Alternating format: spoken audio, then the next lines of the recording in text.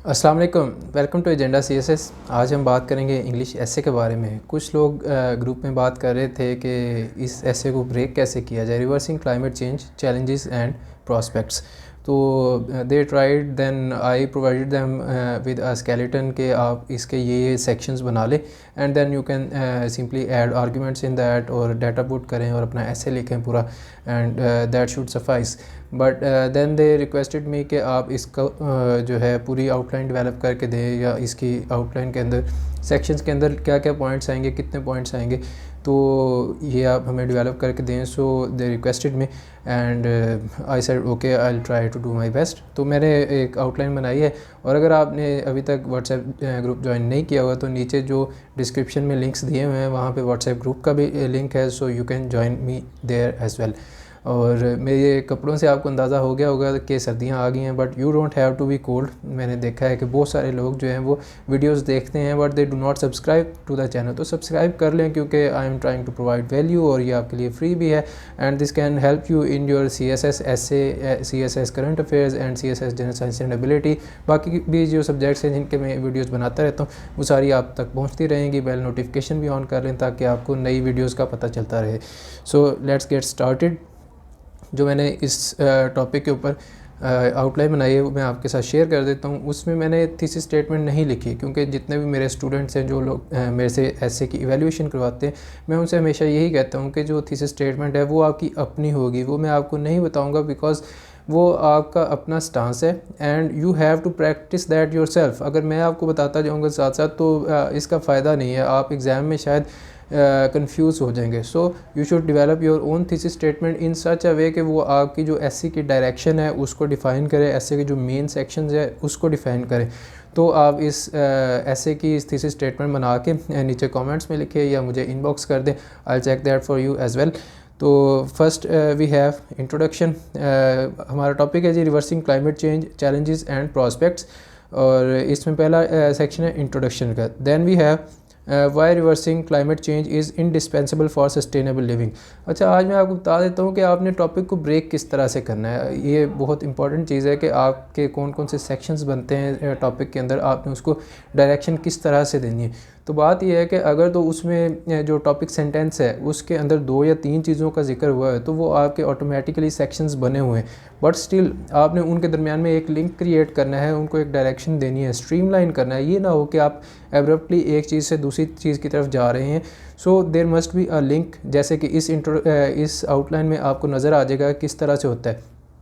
First मैंने introduction दिया, फिर मैंने कहा जी कि why reversing climate change is indispensable for sustainable living on earth. आपको पता है क्लाइमेट चेंज जो है एक बहुत बड़ा ख़तरा है ह्यूमन लाइफ के लिए, लाइफ ऑन अर्थ के लिए। So why is it indispensable to reverse climate change. इसके ऊपर एक पैराग्राफ मैं दे दूंगा ताकि हमें अंदाज़ा हो जाए कि क्लाइमेट चेंज कितना बड़ा ख़तरा है, और अगर इसको हम रिवर्स नहीं करते तो उसकी क्या क्या रिपरकशंस है। ठीक है, तो इससे मैं एक काफ़ी बड़े टॉपिक को या काफ़ी सारी चीज़ों को एक ही पैराग्राफ में बंद करके कॉन्टेक्चुअलाइज़ कर दूंगा कि हमें रिवर्सिंग क्लाइमेट चेंज करना क्यों ज़रूरी है। Then we have challenges. तो चैलेंजेस जैसा कि आपने टॉपिक सेंटेंस में देख लिया, वो पहला इसका सेक्शन बनता है जो मेन सेक्शन है argumentative. Then we have prospects. तो प्रॉस्पेक्ट्स जो हैं वो फ्यूचर के प्रॉस्पेक्ट्स हैं कि अगर ये हो जाता है तो उसके लिए उससे फिर हमें क्या क्या फ़ायदे हो सकते हैं। ठीक है, लेकिन दरमियान में एक चीज़ मिसिंग है, आप नोट कर रहे हैं कि चैलेंजेस हैं, प्रॉस्पेक्ट्स हैं, लेकिन दरमियान में एक चीज़ मिसिंग है कि चैलेंजेस को आपने रिजॉल्व कैसे करना है, चैलेंजेस को मीट कैसे करना है, how you provide the way forward. कौन कौन से सॉल्यूशंस है आपके पास जो कि इस प्रॉब्लम्स को सॉल्व करके, इन प्रॉब्लम्स को सॉल्व करके आपके प्रॉस्पेक्ट्स की तरफ लीड कर सकते हैं। So you have to create a link, और वो लिंक इसमें बन जाएगा वे फॉरवर्ड का या सजेशंस का, और बाद में आपके प्रॉस्पेक्ट्स आ जाएंगे and then we have the conclusion.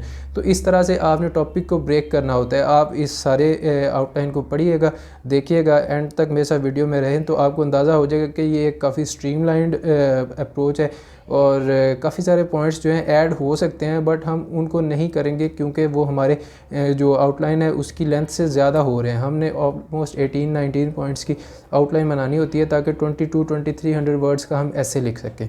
ठीक है जी, दोबारा आते हैं जी। Why climate change is exacerbating challenges to reversing climate change. First of all, we have power generation from fossil fuels is accelerating the climate change. Then we have heightened deforestation has devastating impacts on atmosphere, ये भी एक अच्छा point है. Then goods manufacturing results in large amounts of greenhouse gas emissions. Fourthly, we have petroleum based transportation system is aggravating the menace of climate change. Fifthly, consumption based economy also drives the climate change, और यही आज का prevalent भी है consumption based economy, जो जिसको हम promote भी करते हैं, neoliberal consumption की तरफ लेके जा रही है हमें. तो consumption के patterns जो हैं वो बहुत dangerous है for the climate change. Then we have nation states are divided in their efforts for climate change reversal.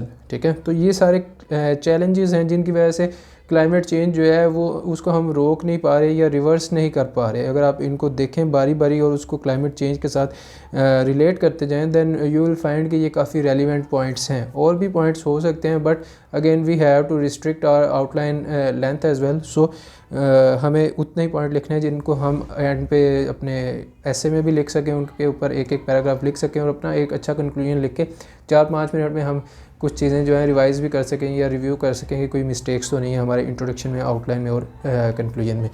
ठीक है जी.